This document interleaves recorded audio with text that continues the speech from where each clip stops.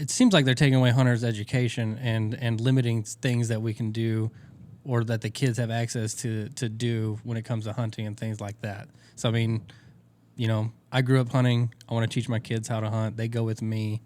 So watching them take this kind of stuff away, you know, it can go back to like 5 different conspiracy theories to me on why they're changing this thing. But I got no idea why they're doing it. It's I don't know. I feel like there's something bigger fixing to happen. I think it's just uneducated people up in charge that have no idea of what's actually going on and trying to figure out how to make up a new rule.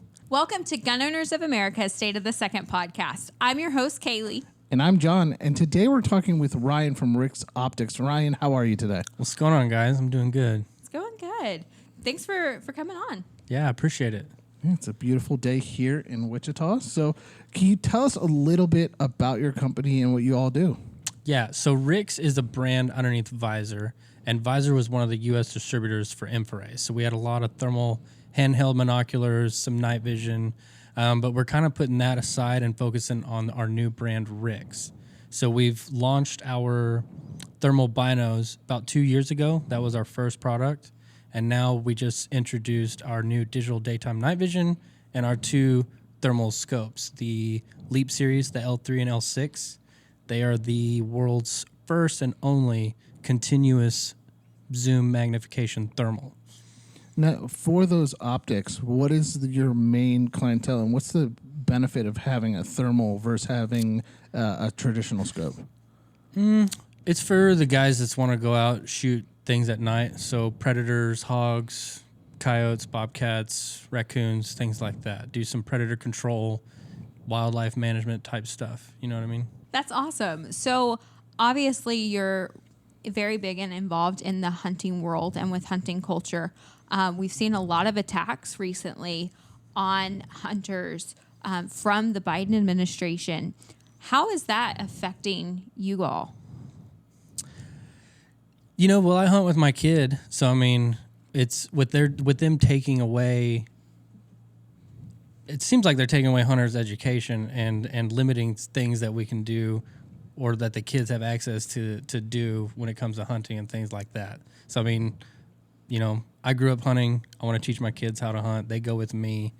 So watching them take this kind of stuff away, you know, it can go back to like 5 different conspiracy theories to me on why they're changing this thing. But I got no idea why they're doing it. It's I don't know. I feel like there's something bigger fixing to happen. Yeah, I mean, hunting is a big tradition with most families, and passing that tradition down is a big, rite of passage for most families, from a father to a son, or a father to a daughter, or a mother to all the above. So to go blatantly attack that tradition in a country that we started from hunting and gathering and getting stuff to going after it now. I know Kailey has talked and touched on the lead ammo ban. I mean, for hunting purposes, are you using mostly copper projectiles, or are you using a mix of that lead and copper? So I have a mix of, it depends on what caliber I'm shooting, but, I did switch over to solid copper a few years ago, but I used it to try it out to see what it was. And, they shoot pretty straight. They, they retain most of their weight. So I started using them for hogs, really, just because, whether you're deer hunting or hog hunting, sometimes there's a giant pig that steps out. And, the first time hunting with those rounds, it was a 530-pound pig that stepped out. It didn't even go all the way through that animal, but we got the slug, and, it held 99% of its weight. I'm not familiar with what they're doing with changing all the calibers to solid copper only, but I know that that's happened in the past, and so I think they're just continuing it on. Yeah, so the lead ammo ban proposal from the Biden administration, and this is something that gets brought up every few years. And basically it is limiting what is allowed on BLM land or public land as far as hunting. And so what you have is a lot of people who maybe that's all of the ammo that they own, or maybe it's a cost prohibitive reason, or maybe it's just a lack of education, but they're wanting to take away your right to, in many cases, feed your family because they find it environmentally harmful. And GOA has published several things on this, but we actually found that the science just doesn't back up their claim. But even beyond hunting, if you have a lead ammo ban on public land, a lot of people who use that just for shooting sports and going out and training, Right. they're not going to have access to that. And so there's so many applications and levels on why this is important from that perspective. And I don't think that a lot of hunters, I mean, even you yourself said that you weren't familiar with it. And so it's so critical that the education happens because they're so sneaky in their attacks and they are counting on us not paying attention. Right. And it's exactly why they have recently attacked hunter education in schools too, is they're hoping that we as a populace are just not paying attention. I think that goes back to anything that they do or try to change. I mean, it's trying to sneak something in, but it's not us having to educate ourselves. It's having them uneducated on it, number one. Like you said, what science is backing it up on what kind of lead is doing to the environment out there. I mean, we're talking about tiny little bitty pieces of lead, that's been hunted with for hundreds of years right now. Just talking about not only them doing that, but I know recently, I don't know exactly when, but I know like Utah banned trail cameras on public land. And then I think Arizona followed in suit, Colorado, didn't they, for like elk hunting and stuff like that. But I think it's just uneducated people up in charge that have no idea of what's actually going on and trying to figure out how to make up a new rule.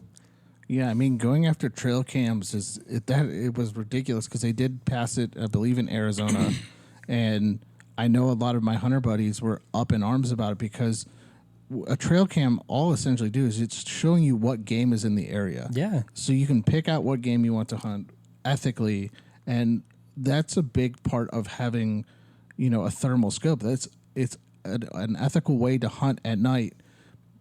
The animals, and we saw not too long ago, and specifically in Arizona, a gentleman did not have a thermal scope, and he shot a donkey. And if you don't know, that's not allowed because he thought it was a coyote. And so a big part of what you guys do, even though thermal's there, but it's part of ethical hunting. What goes into educating people about your product and encouraging people to join the hunting tradition? I think most people that is a hunter, I think they have a love for the animal about as much as they want to harvest that animal. You know what I mean? And I think when they're going back and banning trail cams and making it harder to hunt on wildlife managed lands or government managed lands, it kind of goes into what they're doing into our food industry on the attack on the livestock industry, and it's making it harder for you to go out and get this animal that grew up in the wild, and keep that tradition that's going on. Because prior to factories and mass-produced livestock and things like that, that was how everyone survived, was deer, elk, moose, buffalo, things like that. What a lot of people don't understand is the hunting tradition is there, but it's also there because you pay for your license, right? You pay for your tags. You pay for it. That money goes back into those publicly funded lands, into protecting species. It's controlling the herd. It's controlling the population of this wildlife. I mean, we see in states like Texas and other states, the wild hog population is huge. The amount of damage that those animals do to crops, to livestock, to even just the area. I mean, we touched on wild hogs, but talk about Florida. The iguana population is ridiculous, which is a non-native species. The python population in the Everglades is killing native species. Well, Florida is just crazy. You know what I mean? I mean, I think they got more invasive species than anybody else. Well, I can't talk. I mean, it's the sun. I think the sun kind of fries their brains, and they bring in whatever they want. It's the sun lotion. Who knows? But those I love Florida though. I love Florida too. I have no room to talk. I live in Arizona, so the sun fries my brain most of the time. But those non-native species and things like that, which there are no limits, and we're talking about things that hurt. It's ethical hunting to get rid of them. Well, speaking of hogs in Texas, recently, I think it was a couple of years ago, they changed the rules to where you don't even need a license to go kill pigs. You can come in from Arizona as a non-resident and shoot as many pigs as you want. Daytime, nighttime, machine guns from a truck, from a four-wheeler, it don't matter. As long as you have rights to that property or whatever it is that you're hunting on, you can kill as many as you want because it's billions of dollars of damage. And that's something that affects. I mean, a lot of people won't see it that way. They don't see it affect them personally. We don't have wild hogs in Arizona. We have javelina, and the javelina aren't as bad. Right. We don't have that kind of thing, but it affects you in ways you don't realize because the pigs will get in and destroy crops, and they'll attack livestock, and that will affect you in your pocketbook. We talk about inflation and things like that. And we've touched on the proposed 1,000% tax on guns and things like that. Just you don't know it affects you until you actually look into it. Right. Well, it's like up here in Kansas. There's no hogs up here. So what problem are they causing to people up here? They don't know about it. It's just a way people look at life a lot of times. Like, if it doesn't bother me, it's not bothering anybody type mindset. You know what I mean? Yeah, and I think a lot of that is just a lack of understanding of the ecosystem of how really everyone feeds off of each other. I think a really good example of that is how culture and how hunting culture is represented, whether that is in Hollywood, on TV shows, or quite frankly from state to state, where you have a high population of hunters versus a state where you have a low population of hunters, how it is demonized. And how people don't understand that there is mass respect for the animal, and how it is always a one shot, one kill. Like, that is what everyone is going for. No one wants to see an animal suffer. Right. And so I think there's a huge cultural proponent that is a battle that we're facing within not only the hunting community, but the Second Amendment community. Because while the Second Amendment is not about hunting, hunting is very much about the Second Amendment. And so it does require protection when it comes to hunting with a firearm, being allowed to hunt with a suppressor, being able to have thermals and to be able to do it in an ethical way is so vital to protecting that tradition and also fighting against culture war. Well, you touched on it. You said we're here in Kansas. They don't see the effect of hogs, just like our rights. The hunters don't see the effect on an assault weapons ban because most of them don't use. They use more of a traditional bolt action or a shotgun. Right. They don't see that until it does affect them. Until it comes down to you don't get that right anymore, and that's what people need to understand is that even though it may not affect you at that time, it's still your right to keep and bear arms and to go after an assault weapons ban, which from your side of the industry would affect your business. Right. It not knowing or letting it happen or, budging that inch. If you budge an inch, they're going to take a mile. And we've seen that time and time again. And we've seen it with the first assault weapons ban. Now we're seeing this with the proposed hunter education thing, which has now been pulled back. We've seen it now with the lead ammo ban, the 1,000% tax, there's so many things, the bump stock, pistol braces, like those don't affect. If I live somewhere and I don't need a brace pistol, I have a 16-inch rifle, that doesn't affect me, right? But it does, because if they take one thing, they're going to try to go after others. Mm-hmm. So One step at a time. Yeah, and it's so unfortunate that it happens that way, but it is a targeted attack, and they're good at the game that they're playing. They're playing it at the state level. When you're looking at New Mexico, with the governor saying, you know what, you can't carry a firearm, open or concealed. We've seen it in California. We've seen it in New York. We've seen it in all of these places where they're demonizing a firearm. Right. The firearm is always the issue. It's not the criminal. And in so many ways, I think you're seeing a demonization of hunting culture to a far less extreme, but it is something that we've been seeing across the country, and that's why I think that they're so terrified of the hunting programs in schools continuing. That's why they're terrified of having firearm safety courses.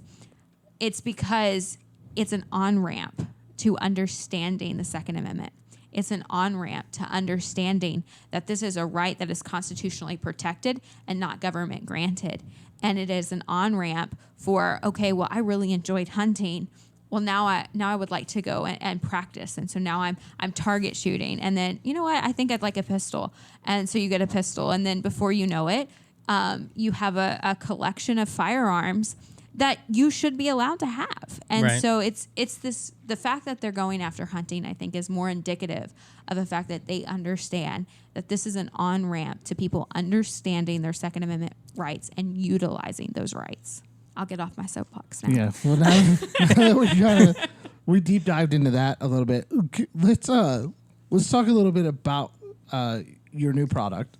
Okay. And the technology that's there, because it's kind of cool, and I've seen it. I looked at it. I know our friend Sean Heron has it and has played with it, and he has nothing but good things to say about it. You know, can you kind of talk a little bit about that? Yeah, man. I mean, it's like I was saying earlier. It's the world's first continuous optical zoom. So it's got the optical zoom magnification feature. No other scope has that right now, which was a big problem in the thermal community. Because as soon as you hit your digital zoom, you go to 2x, 4x, 6x, it cuts your image resolution in half every time you push that button. So some of them guys that are shooting coyotes, say 200, 300, 400 yards, they want to zoom in a little bit. But as soon as you press that button, your image becomes pixelated, and it's just not as clear as it is when it's all the way backed out. But the base mag of, 2, 3, 3.5, it's you're trying to shoot something at 300 yards with a base mag of 3.5. It's a fairly difficult shot.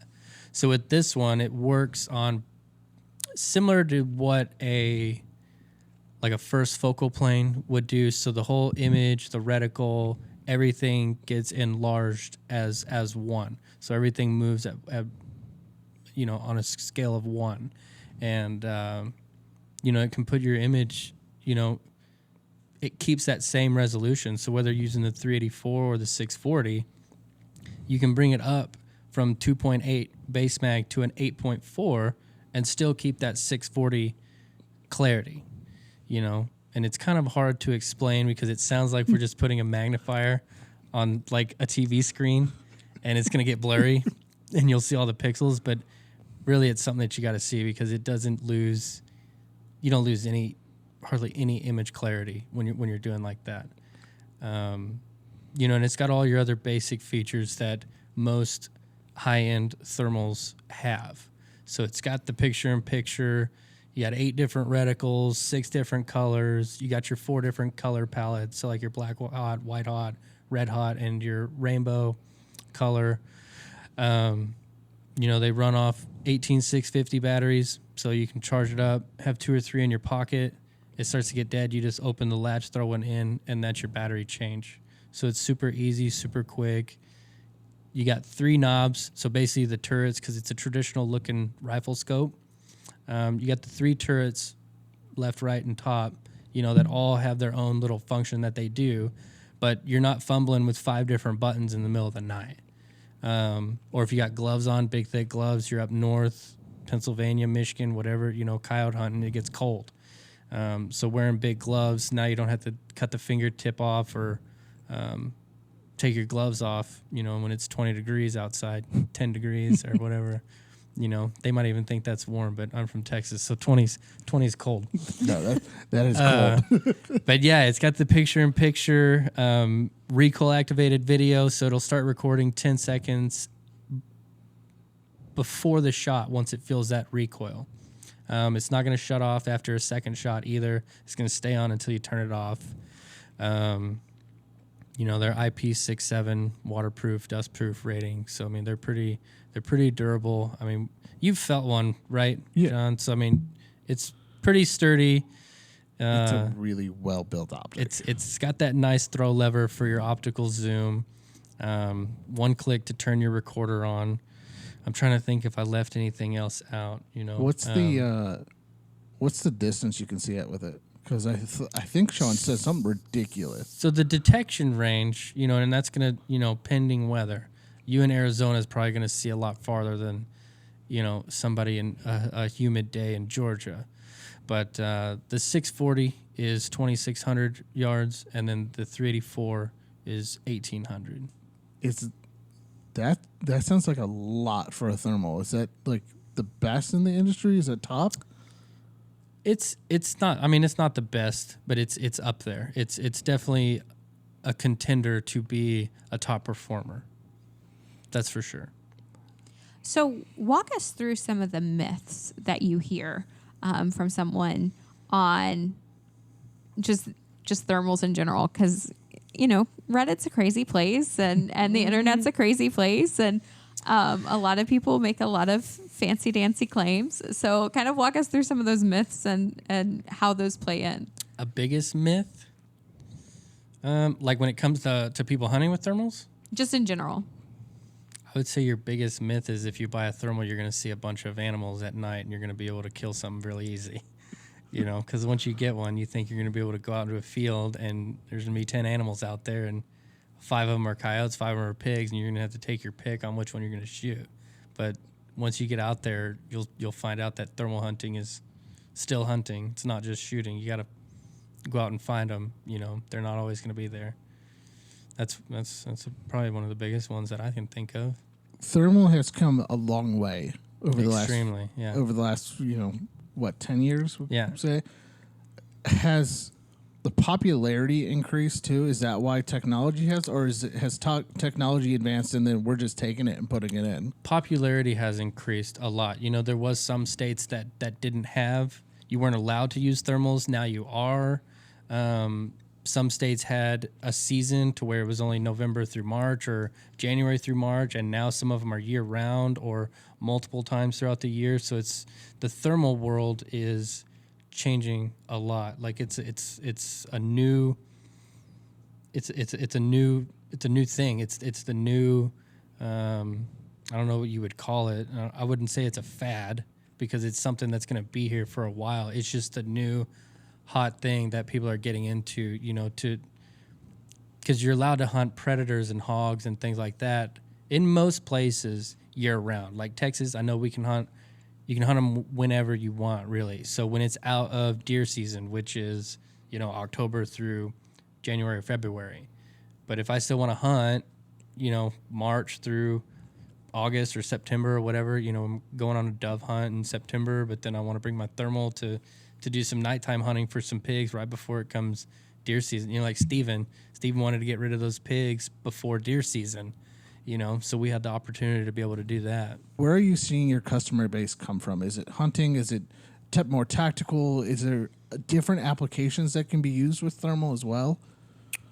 It seems like it's definitely coming from the hunting industry, like I was saying, where it's allowing people to have an extra opportunity to hunt while their target species, like some people may like hunting elk or deer over nighttime hunting, but they still enjoy nighttime hunting. Some guys might not even care about deer, and they want to shoot coyotes and duck hunt. You know what I mean?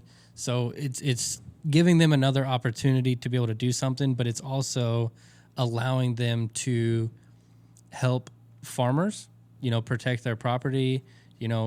Coyotes and foxes, they, up north, they got a lot of cattle ranches, chicken coops, that the fox and coyotes can wreak havoc. They may not have pigs up there, but they do have a huge population of predators that do enough damage on their own, and so if there's no hunters able to do that, you're just going to have an overrun population of predators because they have no predators. You know what I mean?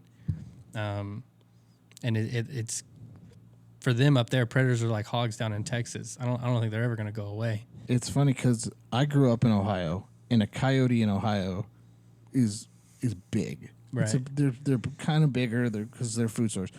Now I live in Arizona. A coyote in Arizona, it's like a chihuahua, except a little bit bigger. They're skinnier, they're smaller, and it's very regional with the coyotes. But they wreak havoc on chicken farms. They wreak havoc on cattle. Sometimes they go after calves. They go after cattle, sheep, goats. I mean, whatever they got. The technology has advanced so rapidly. Where's the next big advancement with thermal technology? Are we seeing through walls? I don't know if we'll ever see through walls. I did see that those computers were seeing through walls with the Wi-Fi. Did y'all see that? Oh, yeah. Yeah. I did see so that. I don't know. Something crazy might happen. Who knows? I don't think we'll see through walls. It's what people don't realize is it's a digital optic. Like it's a computer. Like you're looking at a computer screen, the internals of everything. It's a computer. It's like your cell phone. Where were we in 2005 with cell phones to today? So now imagine, the thermal world kind of kicked off like 5 years ago.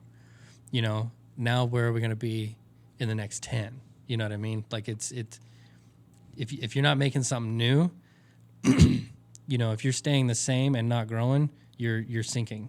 So everybody is going to be on that track to what can we do? How can we fix this? How can we make this better? How can we solve these problems?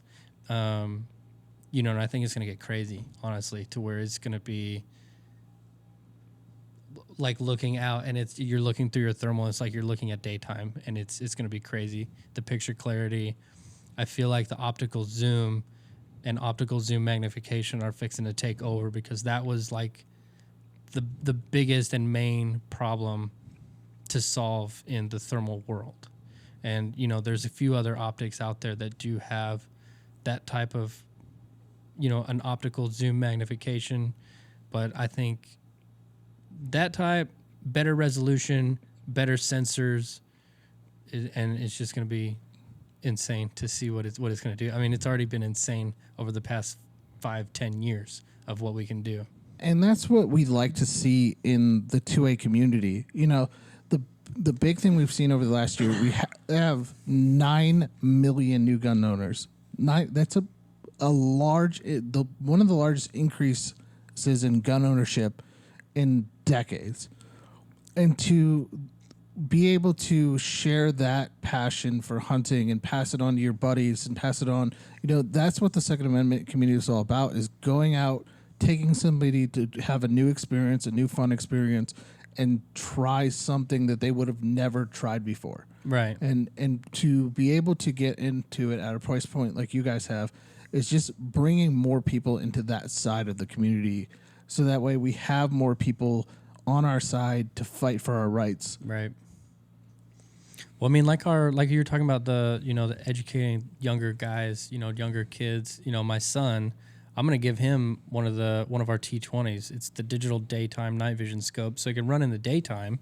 It basically looks like your phone screen inside there. So I can link it to my phone with Wi-Fi, and I can basically see what he's aiming at, or give him instructions on where he needs to be aiming or holding that reticle, and teaching him hunting through a different way versus, the extra trial and error of, you missed, you should have moved it to the left. You hit a little right.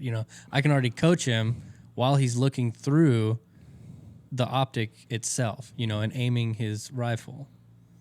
As someone who has been there and done that with my father, yes, it's a lot more helpful and a lot less headaches. Right. But let's go ahead and wrap this up. Ryan, thank you for joining us and giving some insight into the thermal optic world. Yeah. Where can people find you guys? Social media, website, all that other stuff, and any new products that you want to kind of hint at or announce coming up? We got a few products coming out here soon. We will have a rangefinder by the end of the year, is what I'm told. And we should have a few more optics by February. So we'll be announcing those soon. But if you do want to find us, rix-nv.com, and then look us up on our socials. We're going to have a dealer locator here soon on our website, so you'll be able to find where to get these, or you can reach out to us. You can find us on Instagram at rixnv. Perfect. And we want to thank you and your team for the optic that we just recently gave away with our hunting giveaway here. It is much appreciated, and it's a way to get more people involved in this side of the community. Yeah. No, I appreciate y'all having me on. Thank you for watching this episode of State of the Second. If you enjoyed it, please leave a 5-star review or hit that thumbs up and subscribe. You can also find us on social media at State of the Second with second spelled out. And if you're not a GOA member, please consider joining by visiting gunowners.org.